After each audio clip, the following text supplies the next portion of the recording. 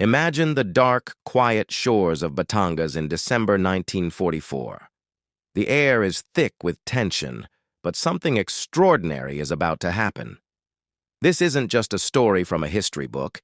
It's a tale of incredible bravery, where local Filipino fighters from Balayan took on one of the most feared weapons of the Japanese Imperial Navy. They didn't just fight. They stole the enemy's weapon right from under their noses. By late 1944, the war was turning, and Japan was growing desperate. We've all heard of the kamikaze pilots in the sky, but there was an equally terrifying threat at sea, the Shinyo, or as the Allies called them, Q-boats.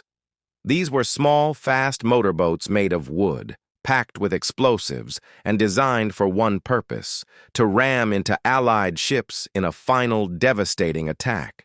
Dozens of these suicide boats were hidden away in Pagaspas Bay, Calatagan, like sleeping predators, waiting for the perfect moment to strike.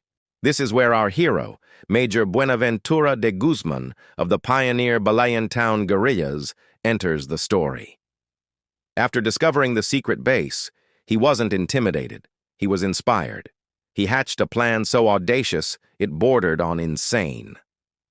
On a moonless night, de Guzman and 5 of his men prepared for their mission. They stripped down, tied ropes around their waists, and slipped into the dark water, swimming silently toward the heavily guarded Japanese dock. Every silent stroke was a heartbeat away from discovery and certain death. And miraculously, they reached the Q-boats undetected. Working in the shadows, they managed to tie their ropes to 2 of the vessels. Then began the most grueling part of their mission. Slowly, painstakingly, they started pulling the boats away from the shore. Can you imagine the sheer physical and mental strength that took? Inch by inch, they towed the deadly crafts into the open sea, their muscles burning, their hearts pounding. Finally, they reached San Pedrino Point, where American PT boats were waiting in the darkness. The captured Q-boats were quickly loaded and taken to Mindoro. This wasn't just a trophy, it was a gold mine of intelligence, giving the Allies a crucial look inside Japan's secret naval strategy. But the story doesn't end there. A month later, Major de Guzman returned to Pagaspas Bay, this time as a guide for a full-scale Allied assault. American bombers and fighters filled the sky, while PT boats stormed the bay. In less than an hour, the once-hidden base was completely annihilated. 50 Q-boats were destroyed, and the threat to Allied shipping in the area was neutralized, paving the way for the major landings at Lingayen and Nasugbu.